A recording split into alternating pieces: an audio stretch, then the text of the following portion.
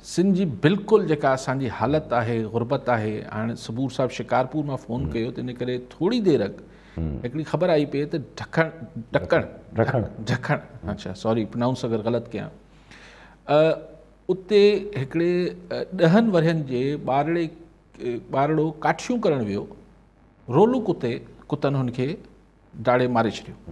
ज़ाहिरी तरह असां वटि आम ख़बर आहे, ठीकु आहे, पर अगरि मूं ख़बर खे गौर सां ॿुधो पिए त मूंखे सॼी सिंध जो नक्शो सम्झ में आयो पिए। हिन नंढड़ी ख़बर में त ढकण में वेझो हिकु 10 वरहनि जे ॿारु काठियूं करणु वियो, हुनखे रोलू कुतनि दाड़े मारे छॾियो। हाणे इहो सिंध जी जेका सूरत हाल आहे असांजी पसमानगी जी, हिन में ॾिसो हिन नंढड़ी ख़बर में क्लियर थिए थी 10 वरहनि जो ॿारु हू पोरियो करे पियो, मतिलबु स्कूल वञणु खपे कुझु न, हू पोरियो करे पियो, हू काठियूं करणु वञे पियो।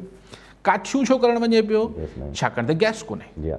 जेको सूबो 60-70 सैकड़ो गैस ॾिए थो, हुन जे हिकिड़े इलाइक़े में टाउन में जेको आहे गैस न आहे, त जेकॾहिं ॿार खे काठियूं करणियूं आहिनि। 3 नंबर ते हू वञे थो, हिकिड़ो 10 वरहनि जो ॿारु हिकिड़ो पोरियो करणु वञे थो, चाहे पंहिंजे लाइ करणु वञे बजाए स्कूल या कुझु करण जे, उते हुनखे कुता जेके आहिनि। So this explains the whole situation.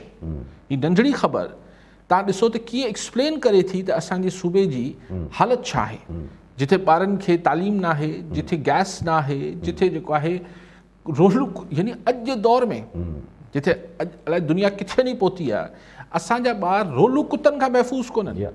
असां अञा इन बहस में वेठा आहियूं कि 3 साल थी आहे इहो बहस हलंदे त रोलू कुतनि खे न्यूट्रल कजे, फलाण कजे, न कजे, एनिमल राइट्स, फलाणा राइट्स। माण्हू मारण में पाण देरि न पिया कयूं। 6 माण्हू सखर में मारे छॾियूं था। Human life is not of any significance I guess. उते नवाब वली मोहम्मद में 6 माण्हू 5 माण्हू मरी वञो, ख़ैर कुतनि खे न मारिजो। हू भले असांजा बचा, इहे जेके सिंध जा बचा आहिनि खे दाड़े मारे छॾे।